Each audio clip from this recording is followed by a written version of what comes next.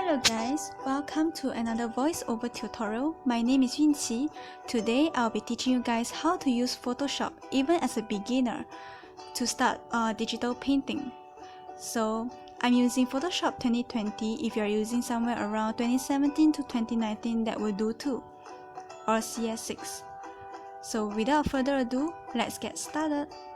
So first you go to File, which is on your left hand side, top left corner, and click on New. It will always be in pixels, that's the best. And for the numbers, you can choose anywhere 1000 and above for high resolution artworks. And yeah, if you are unsure of what numbers to put in, you can put in these two numbers. Is for A4 size. For the resolution, keep it to 300 so that it always be high res, and click on OK, and you will get this horizontal A4 size, so it's like landscape. And never ever paint on that background layer, so leave it be and create a new layer. So at the bottom you can create a new layer and double click on the layer 1, the word, and you can rename it to whichever name you want your layer to be.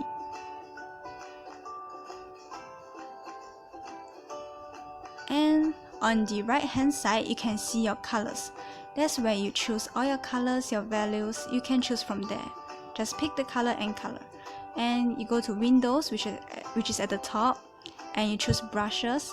The first few brushes that you see is all the Photoshop default brushes, so it's default over there. You can just choose and you can paint it. You can adjust the size, and yeah, just doodle and try to play around with it.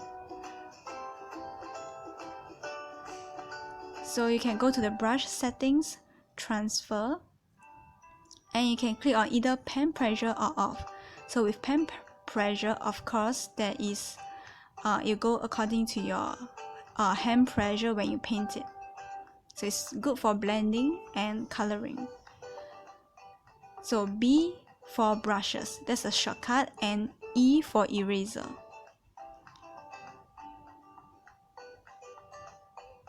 So yeah.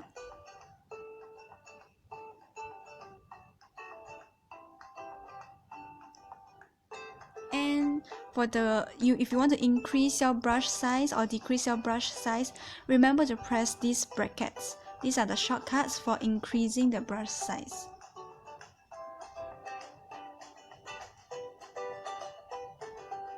And we will start by knowing all the icons at the left hand side. So now I will paint a blue circle, and for the first one is the move tool. You can move your circle anywhere you want, which is at the left hand side, the first icon. And you can hold on alternate to duplicate the same circle. So you can see on the right hand side there's these two layers. You can drag to delete at the bin icon, or you can drag it to the side to create a duplicate layer of that circle. You Ctrl T to translate, and you hold on Shift to drag it horizontally around. Yeah. And you can merge the layers down by right clicking and press on merge layers. For the next one will be the marquee tool. So I will show you the circle, the elliptical marquee tool. You hold on Shift and give a perfect circle. This is a circle selection, so when you paint, you can only paint inside the selection. And for the other one will be rectangular marquee tool. The tool you can just change by right clicking on the marquee tool, and you can choose circle or rectangular. And I will delete this layer and create a new one. So the next one is the lasso tool, which is a freehand. It won't be like circle or rectangular. This you can draw whatever shape you want. And alternate backspace is a shortcut to fill in the colors inside the selection. And this is the polygonal lasso tool, so it's by straight lines. So you click one side and click, and you can connect that back together and alternate backspace to fill in the colors. For the magnetic lasso tool, I don't really use it because it's not very helpful, and you can see that the shape is not really what you all want. So I recommend the polygonal lasso tool and the lasso tool, which is the freehand lasso tool.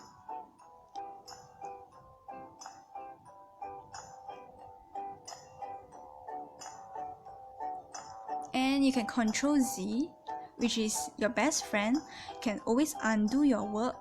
So that's the best thing about digital, Control Z. So always remember you Control Z to go back. If you're using the older version like 2017 or 2018, use Control Shift Z.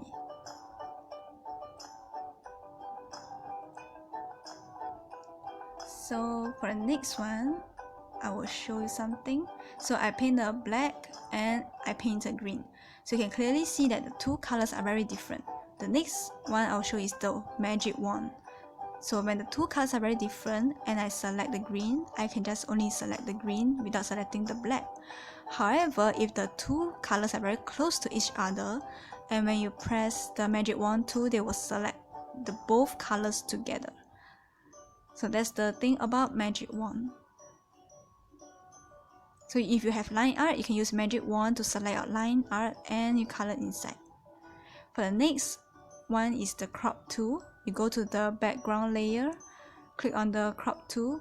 You can crop your entire canvas. So for example, you don't want your canvas to be too long, you want to change the size, you can always use your crop tool.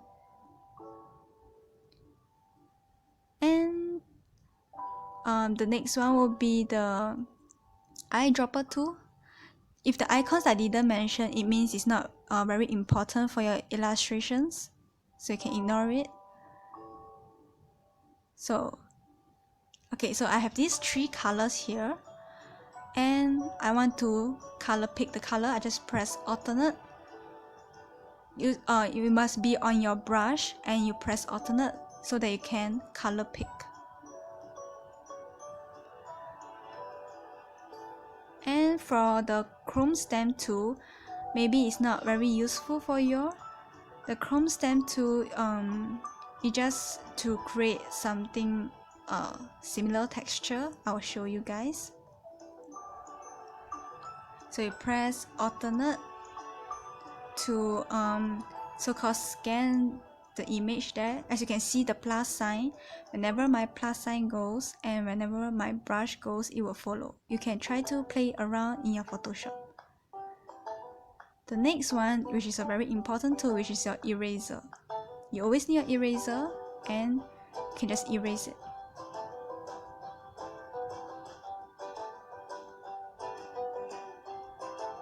And for this, we have the paint bucket tool or the gradient tool. They are in one icon. So gradient tool, you go to the top and double click. You can select the gradient. Yeah, just select any colors that you want and you can create a gradient. Just drag it to create a gradient.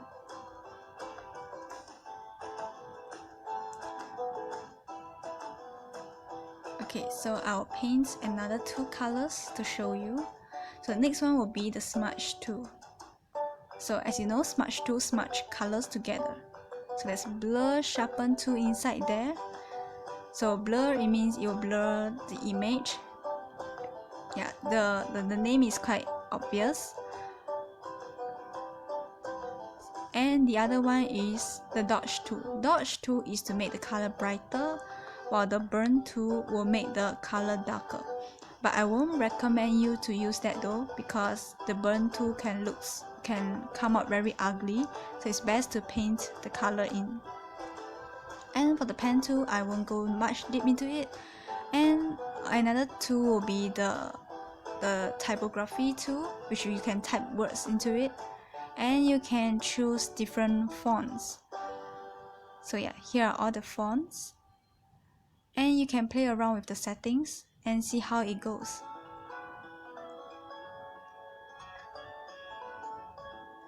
And for here, you see at the bottom, you can press the arrow to switch the colors.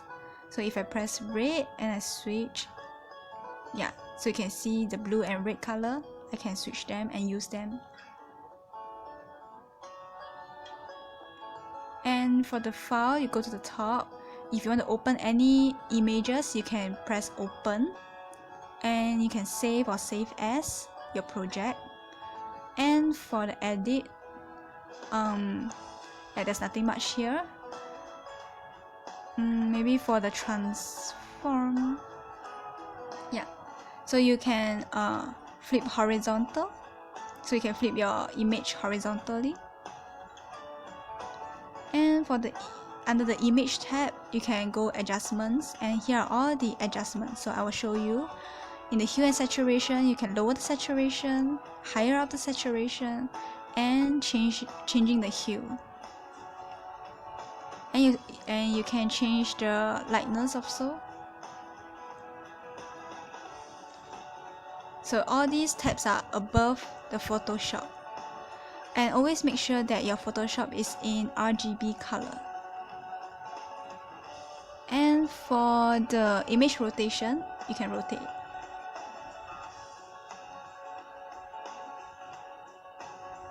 And let's see.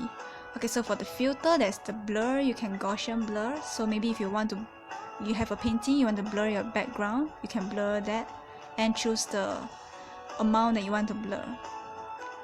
Yeah, and so for the window here, workspace, you can reset your essentials. So if you accidentally press on something and all your stuff disappear, you can reset essentials so that it can go back to originally where it was.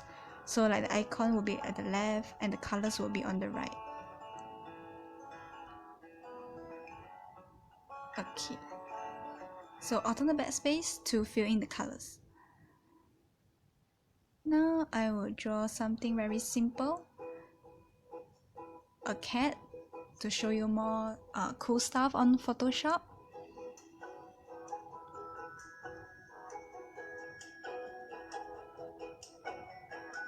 So yeah, just something very simple. You can try it too.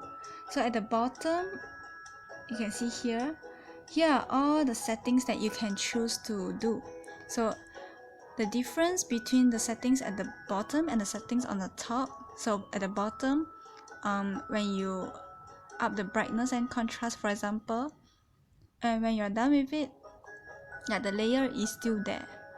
So what happens if you go from the top, the image there, and you adjust from there? So you still can adjust, just that it won't appear in your layer. So it depends which one you would prefer. And I'll create a new layer to show you something. I'll draw a flower at the top of the head, and I will create a new layer and press Alt to clipping mask, or you can right click and choose create clipping mask. So what it do is, let me choose the color. So yeah, you only paint in the places that you want it to paint, so you won't paint outside and touch the cat. And you can choose for the layer controls, overlay, or anything you want. You see which one suits your taste, and you can lower and up the opacity. I mean, you cannot up the opacity is already 100. You can lower the opacity. Yeah. And for the next one will be on layer mask, which is beside the adjustment icon. So I'll create a new one to show you. So I have this brown circle, and I create another layer which have, okay, I paint a brighter color. Okay, so now you see the difference. So the orange color layer is above the brown layer, and on the orange layer I click on layer mask. So by using black color, I can erase it, and using white color I can go back.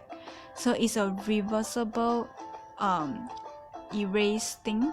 So in case you regret that you erase it, you can always use layer mask to erase instead of eraser, because eraser is a permanent damage. You know, you cannot go back unless you keep Ctrl Z, but sometimes you cannot go back. Okay, so yeah, you can put